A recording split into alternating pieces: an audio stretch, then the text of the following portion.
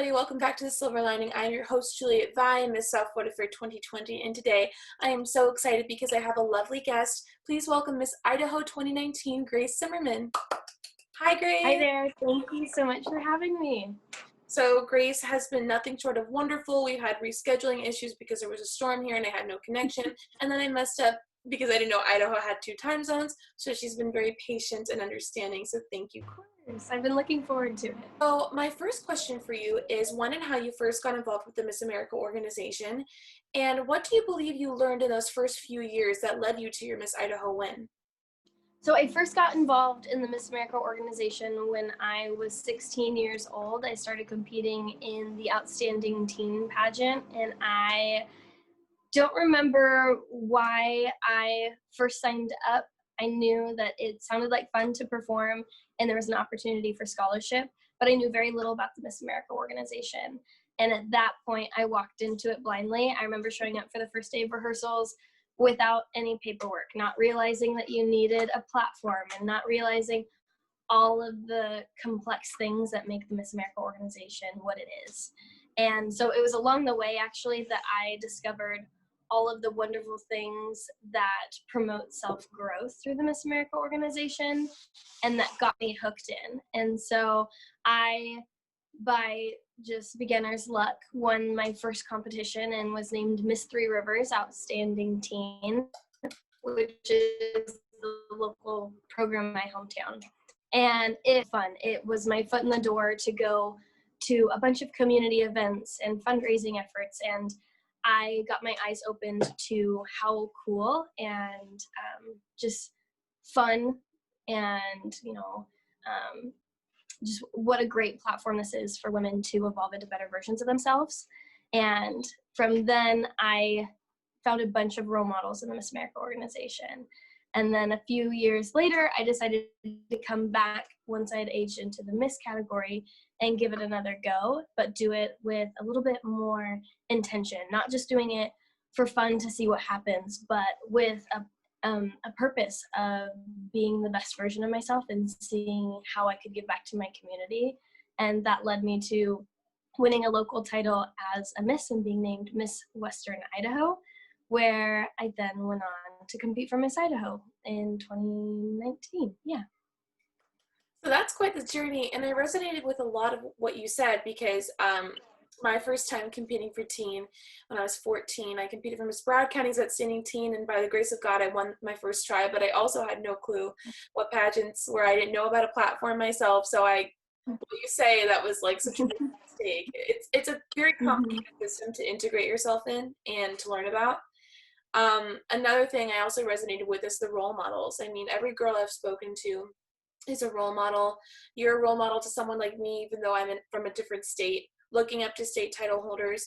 It's a great organization to find those types of role models in.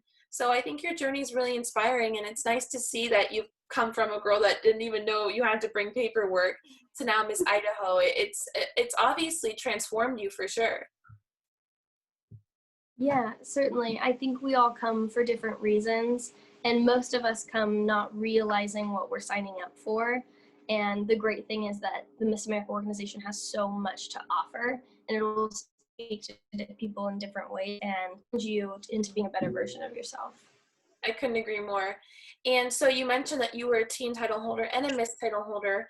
So I'm wondering how many titles you served under the Miss Idaho organization, and how do you believe those multiple years of service impacted you and impacted your community? So as I mentioned, I won that first pageant as a teen, and then that following year, I aged into the Miss category, and that year I went and I competed for an open, and I was a hot mess. I was not prepared for being in a Miss category.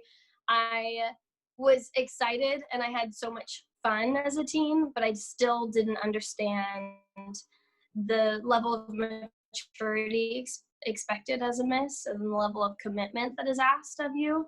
And so that was my taste of it. I did not win a title at that point. And then I went off to college, took some time off, and then returned and won my first local pageant. With Miss Western Idaho, I went to compete at Miss America, or Miss Idaho, and then I was placed, I was named first runner-up.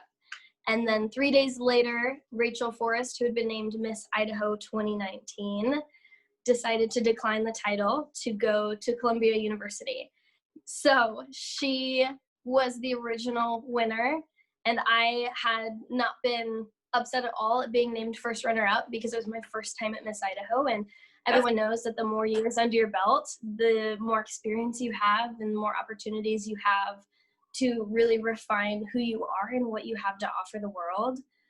And so I had walked away feeling really grateful and ready for next year, but next year just came a lot faster. And Rachel got to pursue that dream of going to Columbia, and that dropped my dream into my lap a lot sooner than I had expected it. So I lost 3 days off of my title, and I thought, you know what, it's worth it. And then flash forward, here we are, and I'm embarking on my second year as Miss Idaho, and so I'm really not bitter about those first 3 days that I didn't get. Yeah, you're making up for lost time, but they couldn't see me because the camera was pinned on you for that portion when you were speaking. But my face, like when she told me that, I was like, "What? I didn't know that, Grace. Thank you for telling me that now." No, I'm just kidding. That's crazy. What an opportunity. Wow. I don't even know what to say. Now I have more questions. Great. You're throwing me off here now. Sorry. Sometimes I like it to be a surprise because it is an interesting part of my story. And honestly, I think that it relates to kind of what you were asking, in that what does it mean to hold different titles? And the point is that all of our journeys are unique and different, and God has a plan for each individual person.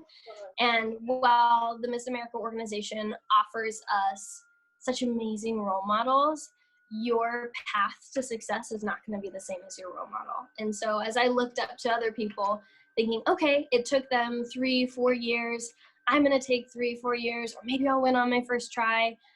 Never in a million years did I expect to go on my first year, be named the first runner-up, and then have that opportunity arise a few days later. And a lot of people in my first month or so, at this point, it's kind of in the past, but it is always going to be a part of my story, and has been something a lot of people have asked me about, is what does it feel like to be named first runner-up? And I think it's an opportunity to remind myself and others that we don't find our value in how we rank in the pageant. And if that is if you're only here to win, you're not here for the right reasons. We're here to evolve. We're here to challenge ourselves.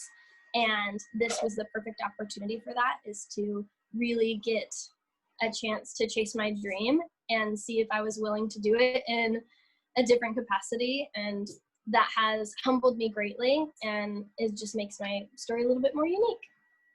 I mean, I agree with everything you said. I'm still processing. And I agree. I'm not overlooking what you said about, because your rank doesn't define how excellent you are or how well you did it. It doesn't. Mm-hmm. But I do want to say that first runner-up is a huge honor, especially on your first try going to Miss Idaho. I mean, I also agree with another thing you said, that while teen is a big responsibility, Miss is just totally different, maturity-wise, experience-wise, and I missed out this previous summer competing my first time as a Miss, so that will be June 2021, my first time at the Miss State competition. Okay.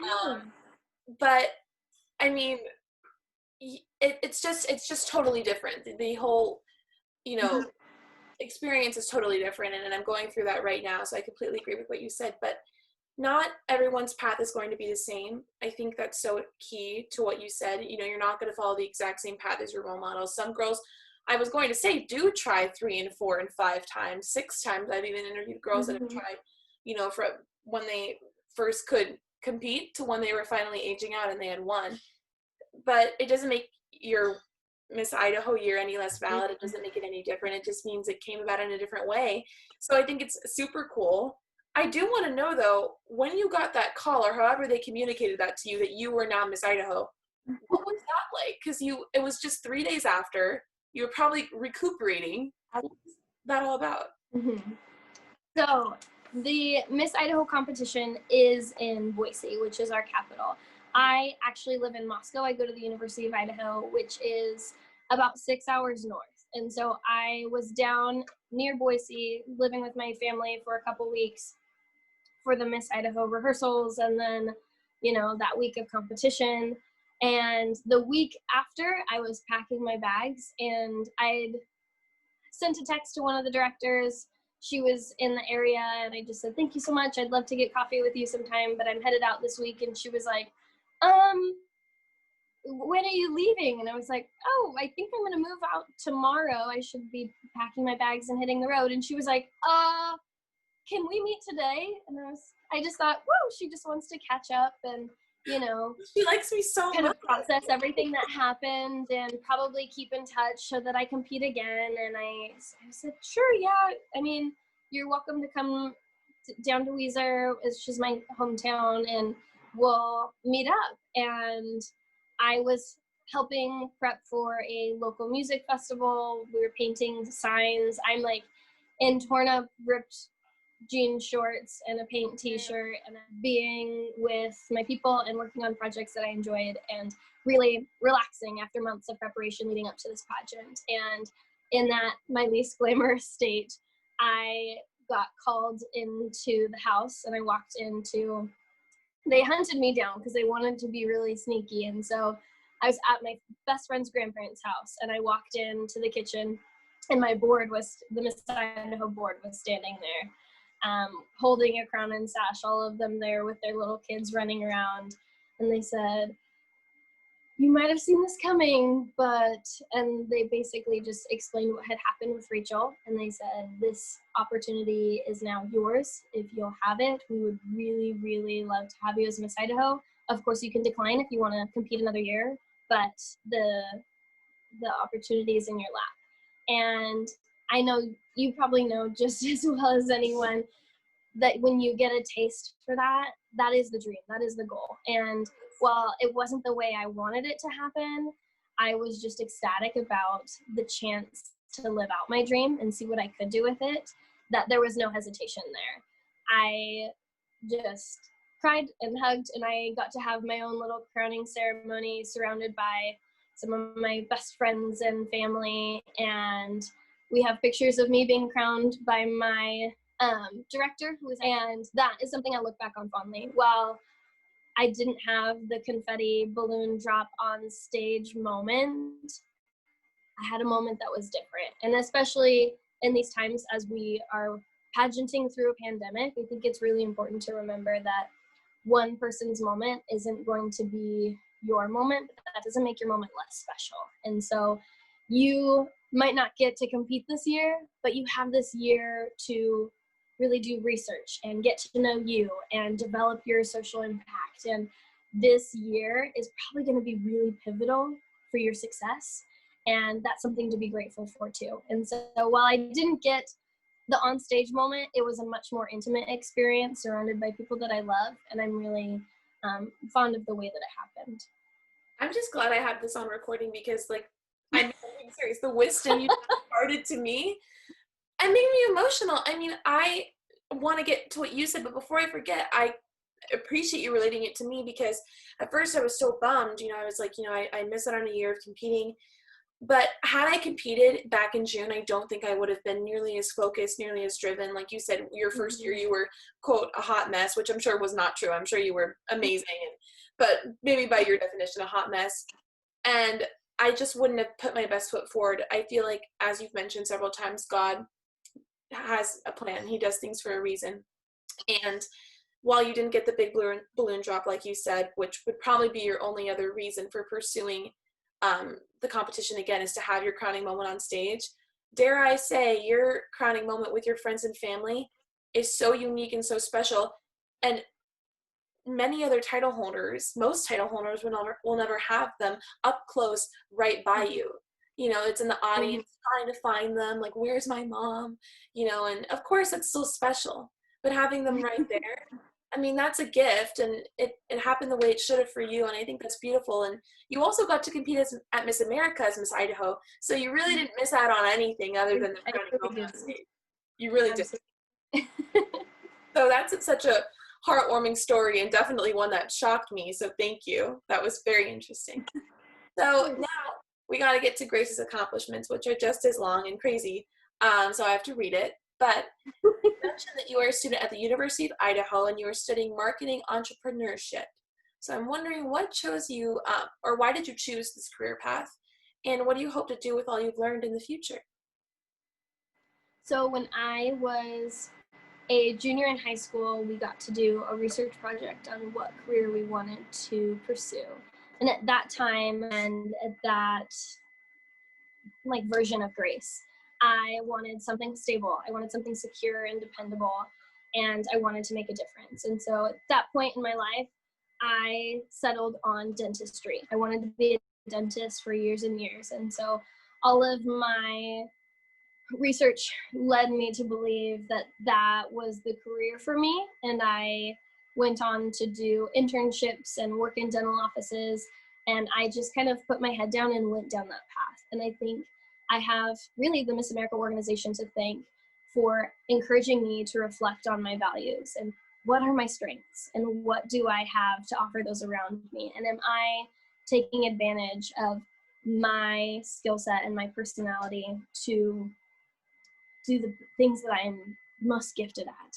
And so through that reflection and working actually at a restaurant up here, going to school, I realized as much as I loved the consistency of dental, it wasn't something that set my heart on fire. And that is something that is so strongly encouraged in the Miss America organization that it started to shift my mindset. And I said, I just want something that makes me excited to get up every day and something that makes me feel like I'm a part of magical moments for people.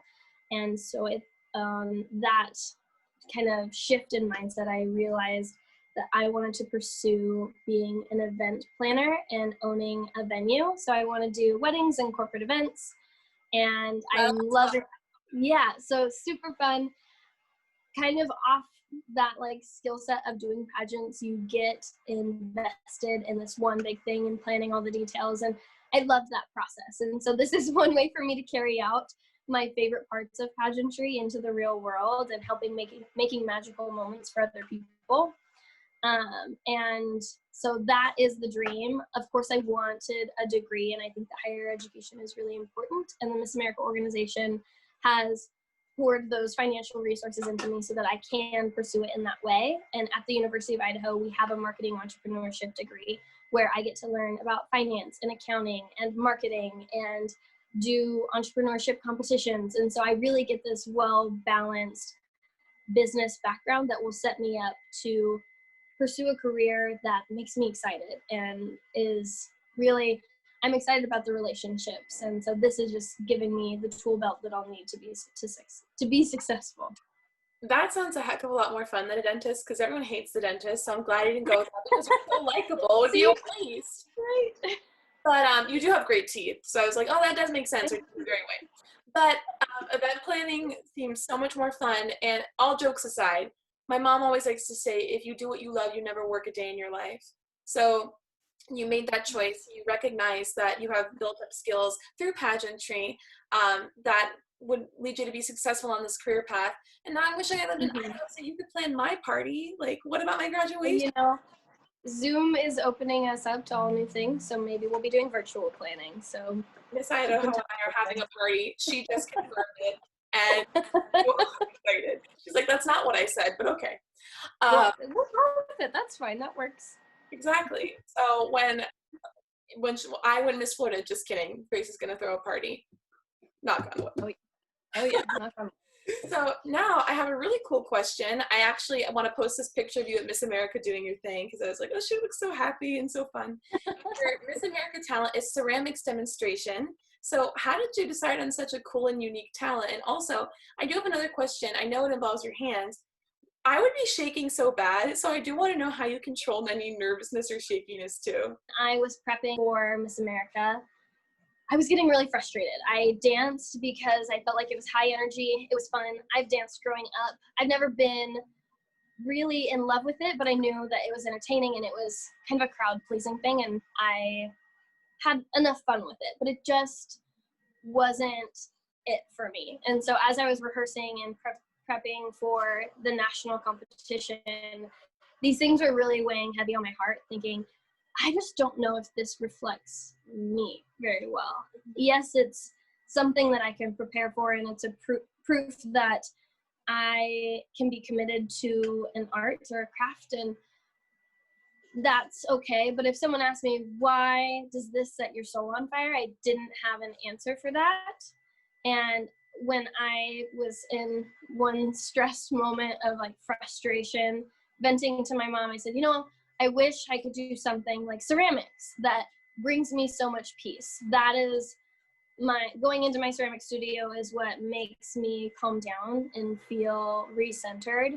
And I said, if only I could do that as my talent, then I could be really giving myself that personal time to relax and kind of find my zen every time that I rehearse. And she was like, why don't you go for it? And I was like, well, that's not, I know. I was like, well, I was being kind of facetious. I didn't really mean why should I do it? Because it's just not a pageant talent. And if that is your reason to not do what you want to do, you need to throw that out the window, because we need to redefine what it means to be successful in pageantry.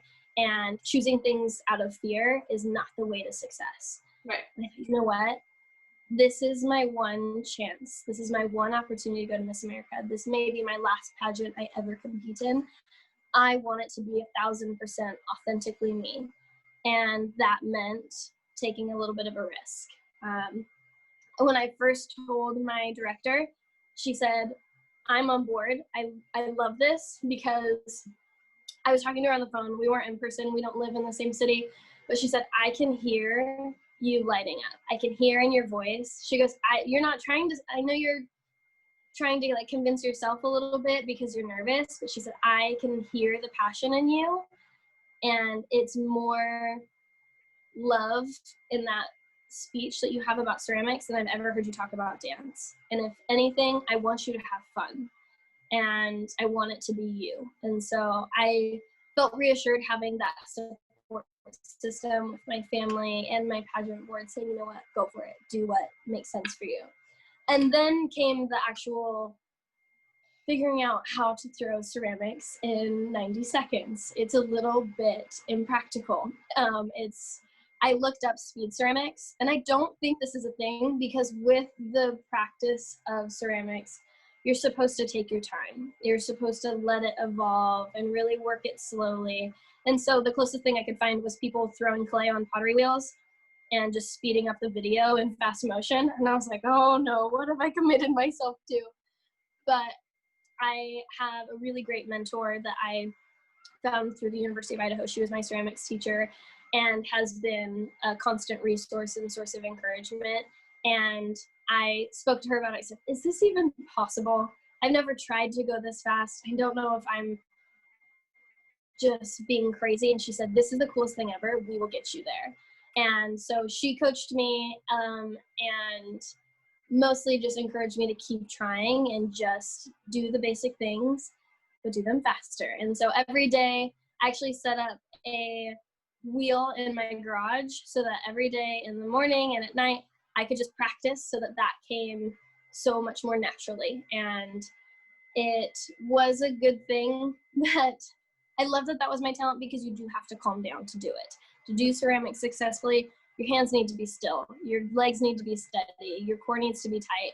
And so similarly with dance or piano, I think you can't be shaking. You need to be at peace with it, or else it's going to mess you up. And so you need to be so confident in it that all you have to do is press play. So flash forward to Miss America, and the very first time I was to do this on stage in front of, actually, I went to do it once, and the electrical components weren't working. And I got a little bit nervous. I thought, okay, it's gonna be fine. And then they called me aside later while we had free time, and they said, okay, Grace, we think we figured it out. And so I sat down to do it, and a bunch of my Miss America sisters came and gathered around me. And I thought, oh, okay, it's a little impromptu show. This is supposed to be my private talent practice, but here we go. And the wheel turned on, it worked perfectly. and went off without a hitch. And I was like, okay, I got this. I just pressed play. Everything was fine. And then came the real one opportunity. You get one chance to run your talent on the Miss America stage before rehearsals. And I got nervous. I let myself get in my head and I got shaky. My hands were shaky and my body was shaky. And I was just like short of breath. And I let myself get in my own head. And that is something that I want to be honest about, because it is so easy to do. Yes. You build this moment up in your head and then you can kind of freak yourself out. And I went out there and my hands shook and my voice was shaky, and luckily I don't have to really say anything. There was just audio background. But when I did that rehearsal just in front of like friends and family before the first night of prelims, my clay freaking flew off the wheel head and splattered everywhere beyond the tarp that they'd laid out all over my outfit. And I just looked up in a little bit of a panic, and there's a little nub that was still left on the wheel head, and I just turned that into something. But it was a mess. That was probably one of my most hot mess moments. And I looked around and people's faces were exactly what yours were. They were like, oh, no, she didn't. And so I said, oh, yes, she okay, did. it's going to be okay. And I got up and I looked at the stage crew, and they were all just like in a panic because I just flung mud all over the stage. And I just apologized profusely, and they were so sweet. They're like, no, it's okay. We'll clean it up. We're just sorry for you. And I was like, same. I'm also sorry for me right now. I'm also feeling the same way. Thank you so much. And so the scary thing is you get one chance to rehearse it. And that was my one chance before prelims. And so I needed to like reboot my emotional well-being right there and say, okay, I can't hold on to this and then go in and perform. That's not going to work. If this happens on stage, there's no moving forward. It's not necessarily that I can't do the thing in front of me, but I'm letting my own head get in the way. Right. And so I went in the back and I cleaned up, and I went and I had some time by myself and I prayed about it, and I reached out to some of my close friends and family, and I said, keep me in your thoughts and prayers. I need to just recenter myself. I don't want to be too nervous. And I had so many people reaching out and being encouraging and reminding me that this is something you're capable of, and this is something that you were born to do, and you're doing such good things by breaking boundaries in pageantry, and you need to just believe in the reason why you're here.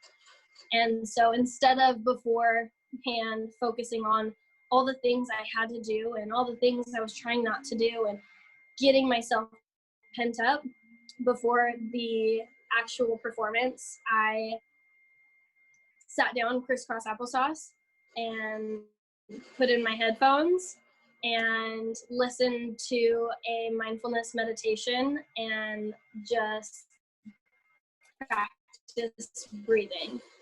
And I knew that the most important thing in my performance was to not lose my cool and to be myself. And that way I could just press play and do what I knew how to do. And I actually got in such a zen that when it was time for me to go out, somebody had to like come tap me and be like, you're up. And so the stagehand came and grabbed me, and I was like, oh, okay, thank you. And was a little disoriented, but it was perfect because I had not had an opportunity to stress. I really gave all of those worries away and only focused on things I was grateful for, things I was excited about, things that were in my control, and made sure all of my thoughts were intentionally directed towards positive things. And I went out and just forgot about everything that had gone wrong, and I performed, and it was perfect. No clay went flying in any directions. As you can see in the photo, I'm smiling. There was no catastrophe. And I think that all of that was putting myself in the right headspace by controlling my thoughts. And that can be the hardest part of pageantry, is getting in our own way. And I just think that we all have different approaches. Some girls listen to crazy music. Some girls will just need quiet time. Some girls want to talk and just kind of forget about where they are. And so you need to find your people that can help you be where you need to be before you go out on stage, and just know that about yourself, and then it'll be good. Another like story that like blows my mind. I did not expect Grace to come in here with all these stories. I'm full of disasters, but also happy moments. Not everyone's going to want to come to our party that you're going to plan because they want to hear more stories, Grace. Great. So, no. What I admire a lot about you was something that you mentioned throughout this interview, is that you are not afraid to choose things that make you happy, despite the fact that other options might be easier. As you mentioned with your career, dentistry was a safe option. It was something that provided security. You knew you could do it, but it didn't set your soul on fire. Same with dance. You mentioned that you were dancing since a young age, and I'm sure you're a great dancer, but it didn't really make you feel alive. It didn't make you feel represented. And like you said, when you're on that stage, in your case representing your state, which is a huge honor, you want to not only represent them, but represent yourself in the best way possible and the most authentic way possible. And I think that's why you've had such success, why you're Miss Idaho, because you weren't afraid to approach it in that manner. As for your little mishap, first of all, your family's prayers worked. You looked great in that photo that you sent me. You look so happy, so calm, so alive. And it just shows the impact that positive thoughts can have on your performance, that you centered yourself, you only thought about things that made you happy, and you also came back from that moment that a lot of people would have been embarrassed about. I competed in a local pageant as a teen, and luckily things turned out well, but I had messed up my track because I was singing an opera song and I couldn't really hear it well, and it just was messy. I just was singing at the wrong times, and I was freaking out. So I know how that feels to have things not go perfectly the way you envision them, but you pick yourself back feel up. like you lose your control a little bit. Exactly, and it's just it shakes you because like you said, you practiced in your garage, you had thought about this, you were determined to make it right, and then that happens, and I'm sure it was discouraging in that moment, but you recollected yourself and then delivered a great performance. So it's a really great comeback story, and I appreciate that you're so real about it, because I feel like a lot of girls think if they trip on stage or mess up their talent or mess up an onstage question, that they have no chance from redeeming themselves or coming back from that, but you definitely do, and you're proof of that. Thank you. Yeah, I once was told by a judge that some of their favorite moments are when the girls on stage do mess up, because it gives them an opportunity to show how they recover. And if you are the type of person who can mess up a move and opening number and then kind of chuckle at yourself, or stumble on a wire that is on the stage, there are things that happen, and they're going to happen throughout your year as a title holder. And what makes you you is how you handle those situations. And I thought that was really good insight, that even when you mess up, it's an opportunity to prove your personality and how you handle those types of areas. Yeah. Exactly. Like you said, it just shows who you are. You're representing yourself by picking yourself back up, because they don't expect a state title holder or Miss America to be perfect. Even though Grace Zimmerman is an amazing, fabulous party planner with sparkling white teeth, she's not perfect. I'm not perfect. And they don't expect us to be as a local title holder, state title holder, or Camille as Miss America for that matter. But they do want you to recover. They do want you to get back up on your feet, and they want you to be positive like you while doing it. So I think that story is a really great example of why you're Miss Idaho, because you were able to take a situation that wasn't so great, and you were able to say, you know what, I'm going to make it great, and I'm going to go back on that stage and be even better, to the point where you were so zenned out, practically levitating, where they were like, hey girl, it's your turn. And you were like, oh, right. Oh, right, here. This is where I am. Yeah, Grace Zimmerman is in the building. But amazing story. So, I mean, you kind of relayed your Miss America experience right there, but besides that, is there anything else you'd like to share that you found poignant about your experience? I would say my favorite moment was the night of Miss America. Before we went out on the final stage, the board filed in, and I remember whispering to one of my best friends, I go, oh my gosh, I think we're in trouble, because they all filed in and they all looked very serious. And usually we had one or two of them pop in for announcements. And so this was odd. I thought that all of them were there. And at that point, one of them began speaking, and she said, at this time of the night, we'd like to acknowledge your miscongeniality. This is something we've done for years and years, and we want to all be here to be present, to acknowledge how important it is to us, and that this person is a representation of your class. It's not just one person, but it is that, you know, aura of who you are as a whole, and that type of relationships that you foster between yourselves. And I am like kind of just streaming tears. I'm like, this is so sweet. I love this organization. This sisterhood is so special to me. And I'm just like looking around thinking about like, whoever it is, this is awesome. But she's right. It is about the sisterhood as a whole. And this one person is just a catalyst for these wonderful relationships. And then she called out my name. And I just looked around and people were nodding like, yeah. And I just thought, wow, how wonderful it is that you can admire people so much around you and almost forget that they're doing the same right back at you. It can be intimidating. Like we said earlier, there's a girl that comes in, you're like, wow, she won on her first year. And then there's also a girl who's there on her 7th year. And both can be intimidating. Everyone has different stories.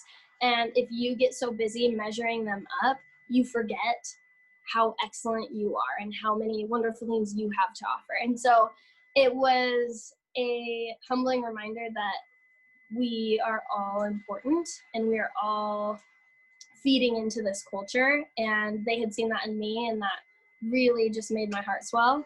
And so I got to give a little speech in like the few minutes before we went out on the stage about how important the sisterhood is and how important our, you know, treatment of each other is, and how grateful I was for the experience. And I felt like I got that opportunity to set the tone for how our competition was going to be moving forward. And that was such a blessing, and it's something I remember so vividly in my mind, and is one of my highlights of my Miss America experience. Well, there are lots of moments where you get to know people and you get to really soak in that incredible experience. That was one that was specifically mine that I'll treasure forever.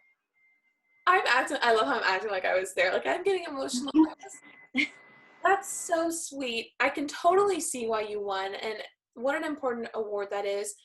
I received that Miss Congeniality Award when I competed once at Miss Floated Teen, and I couldn't believe it either. I was like, people think I'm sweet, and they're like, yeah, you always talk to everybody and are so real and so authentic, and I was like, okay, I guess I'll accept that. Yeah. Like, you're just so like honest. I'm like, great, because I was like hot mess back there, like, where's my eyelash? And I guess they interpreted that as friendliness. No, I'm just I try to be, I am very friendly, but I can see why you're like a ray of sunshine. And to have those final moments before the competition, I mean, you played such an important part in that night, delivering, you know, a motivational speech before all of you and your sisters went out on a stage in front of millions of people. No doubt an intimidating situation that is a once in a lifetime opportunity.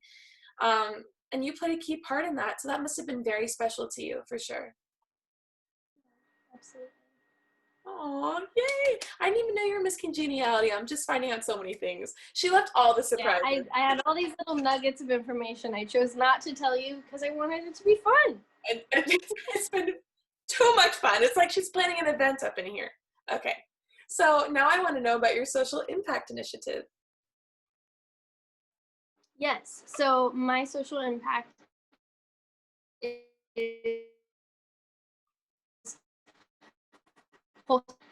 we took a reflection. One year I took off of pageantry and just really thought about who I am, what I have to offer, and what is most important to me.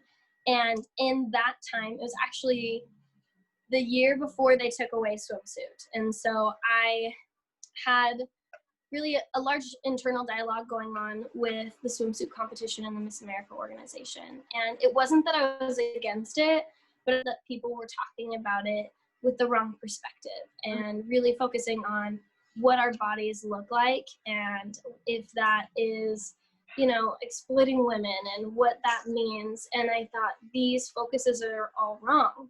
That is not why we're here, and that's what we're encouraged. And I felt it was so clear within the organization that we were here to take care of ourselves, and we were here to make ourselves healthy and strong and confident.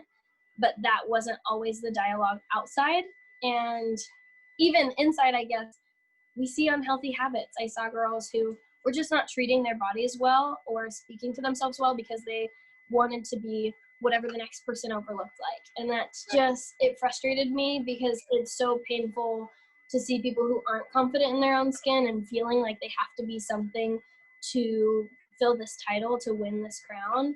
And so as much as I stood by healthy living, I wanted to make sure that the conversation was about living balanced lifestyles, about understanding that everything needs to be happening in moderation, and that a big part of your health is choosing things that make you happy, choosing things that make you you, and not forcing yourself into a mold that exists. And so wholesome health is about being your whole self and embracing all aspects of things that make you a stronger, better version of yourself.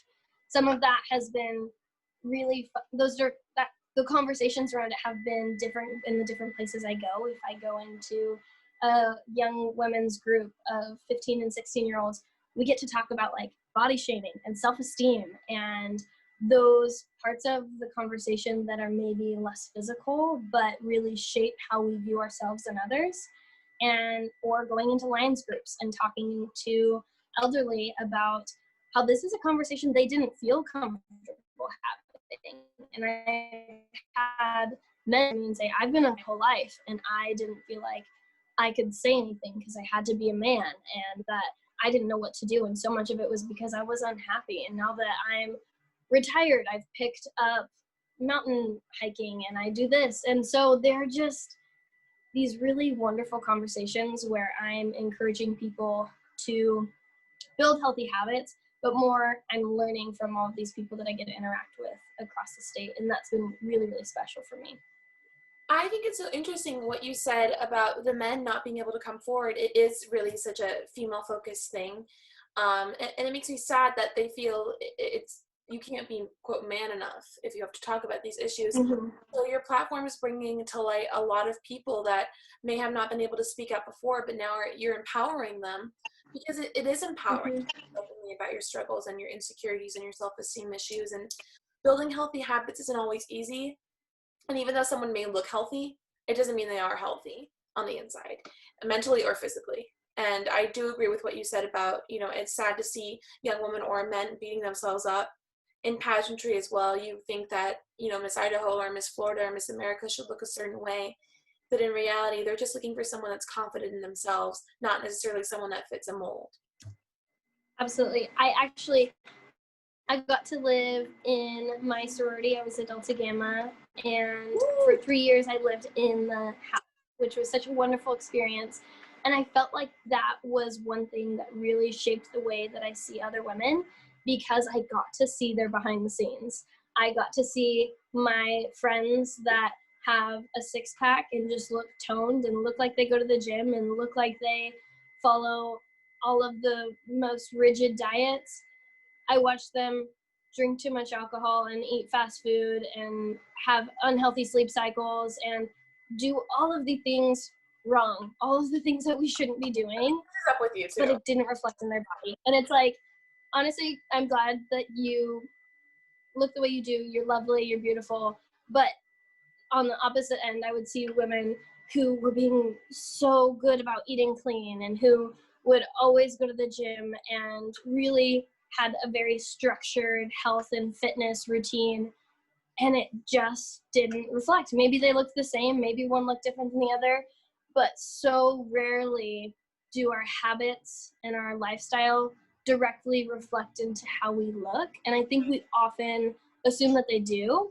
When I look at a stage of women and I'm supposed to grade their bodies, my thought is, well, I mean, the most fit one probably takes the most care of herself, and that is just not the rule. And so that's why I'm really excited about kind of throwing the swimsuit competition out the window and encouraging people to continue that health conversation. It's important, but there's no way we can really evaluate it. It's just something we need to have open conversations about and make sure that we're encouraging healthy lifestyles and not judging what one person is doing next to the other one, because what works for us is different for each individual body. It's also just really, really nice, I'm candidly saying, that a beauty queen, Miss Idaho, is speaking out about this, because it's beauty pageant winners that people think are so vapid or so overly concerned with the way they look, and often revert to unhealthy habits. And you're saying, no, that's not the case. I recognize that healthy eating is the way to go. You should treat your body well. You should be kind to your body. You only get one, and this is it. And it's nice to hear someone like you, of your celebrity status, your statewide status, with your sparkling white teeth, speaking out about it and being like, let's have an open and honest conversation about these issues. So I think I honestly think it's really nice, and it resonates with people on a really deep level, for sure. Great. So now, my final question. I'm just so sad because this has been a roller coaster of emotions for me. I'm acting like these are my stories. She's put me through a lot. My show's title is called The Silver Lining. It's all about finding the positivity in every situation, which is clearly something you do often. And I'm wondering, what is the silver lining through your affiliation with the Miss America organization? In short, what was the best part of this whole journey to you? I am really grateful for the ways that it's made me reflect on myself and my story. My journey with the Miss America organization is not one that I expected. From winning my first Miss title, and then transitioning to first runner-up, and then stepping into the role as Miss Idaho, and then going to Miss America, having Miss America moved to December in a new place, in a new venue, and then now getting a round 2 where I get to continue my title for an additional year and also go to school and also work. There are so many things about my journey that have opened my eyes to just the way that life is unpredictable, that God's plan is greater than our own, and that you have to be flexible. And there are parts of your journey that you may not understand, that you may not think are the best way, but they are going to shape you, and they are important parts of your story. And so I think the biggest thing that I've learned is to be flexible and to look for that silver lining and be grateful for the opportunities that you have, and not to latch on too hard to your expectations of what things are going to look like for you. You may set goals, and that's a really healthy part of being in this organization, is that it pushes you to push yourself. And you do want to big, but reevaluate those goals. Is that still you? Is that still an accurate representation of who Juliette is on the inside and who she wants to be in the future? And maybe your dreams get bigger, and maybe they just shift a little bit. And I think that this overall tone of gratitude and reflection is something that I'll carry on into my professional and personal life, way beyond pageantry, and is something I'm really, really grateful for. While it may be painful and frustrating in the moment, these are life skills, and that is Miss America is shaping us to be stronger women, and that's something I will be forever grateful for. Absolutely, and gratitude and reflection is certainly always two great words to take away with you, and I can see how grateful you are for your whole experience. And like you said, you'll carry that with you. You'll carry those qualities with you from your Miss Idaho reign and throughout your professional career. And it's been such a great honor to talk to you. You are so kind, so humble, and so awesome, and full of wisdom that you imparted to me and made personal to my journey, which that has never happened. So I truly appreciate that. But if you're not following Grace, why? I'm going to make sure you follow her. Do it immediately. I'm watching you. Click the follow button. Okay, there we go. Don't worry, Grace, I got you. So you better be following her. Keep up with her because she still has one more year as Miss Idaho. And Grace, you are awesome. Thank you so, so much for coming on here. I can't wait for our party. And you better be watching Miss Florida. Looking forward to it. Better watch Absolutely. I'm looking forward to it, and I will be rooting you on. I really enjoy these interviews. I was just telling a friend the other day that in an interview, it gives you an opportunity to really reflect on things in a deeper way that you don't often in everyday conversation. And it gives you an excuse to dive in and ask each other bigger questions. And so this has been a treat. So thank you, Juliette. I look forward to seeing it and watching more of your interviews in the future. Thank you, Grace. Okay. Bye. Bye.